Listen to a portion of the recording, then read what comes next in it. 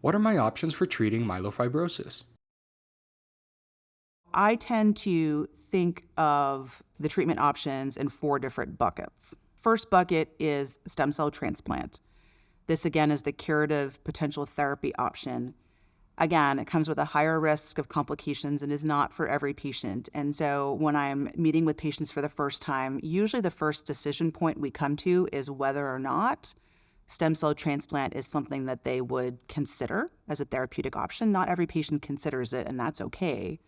And at that point, I usually will get patients over to our transplant team to have that discussion. The second bucket of treatment options are symptom-based therapies. So therapies that we can use truly just as we think about them to treat patients' symptoms. So management of things like bony pain. We can use narcotic pain medications, anti-inflammatories, things that we can do to help with fatigue. I've started to use a lot of low-dose stimulants and other agents to really augment energy for folks to allow them to do what they want to do. We've done things like irradiation to the spleen to help shrink the spleen, and then other adjunctives such as blood transfusions for blood count abnormalities to help with those particular things. The next bucket of therapies is the FDA-approved agents that we currently have.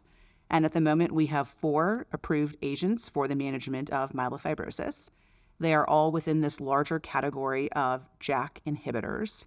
And so if you think back to the root of the problem and the cause of this disease, it's oftentimes these driver mutations like JAK mutations. All of the mutations create abnormal signaling through the JAK-STAT signaling pathway. And so multiple individuals have developed drugs called JAK inhibitors, which treat patients and block signaling through that pathway. So in 2005, the mutation that underlies most myelofibrosis, called JAK2, was discovered.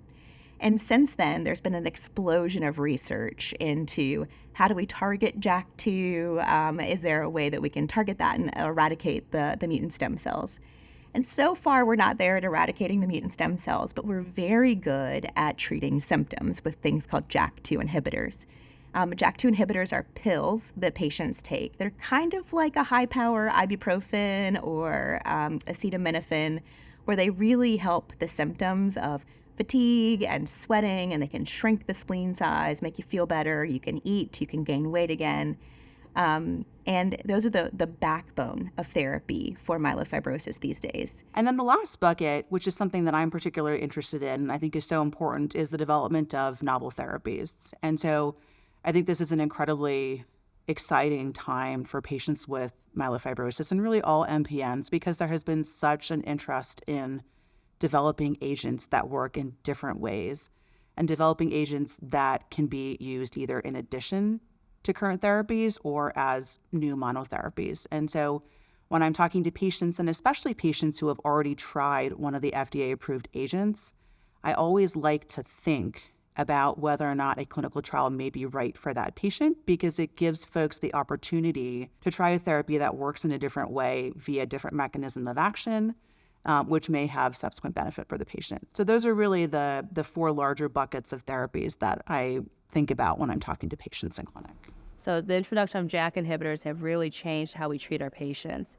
Now, in the last 5 years, we now have 3 additional drugs that are approved, which we are thrilled about in the community, mostly because these are oral agents, they're well tolerated, and now we can keep treating our patients with myelofibrosis when the first drug runs out of gusto. So fedratinib is available as another alternative to ruxolitinib should there be progression. Some people use that frontline. I tend to use that after suboptimal responses to ruxolitinib if there's no clinical trial available. So there's another drug that's available called pacritinib that is marketed to patients with low platelets, giving us yet another option for when the myelofibrosis progresses. And most recently, a drug that's been around for a while in an investigational setting called momelotinib. That drug is also a JAK inhibitor, but it also promotes maturation of red blood cells.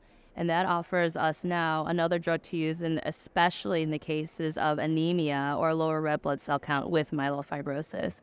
So we have so many more options than before. We've had improvements in our ablative and reduced intensity conditioning strategies to transplant patients as well.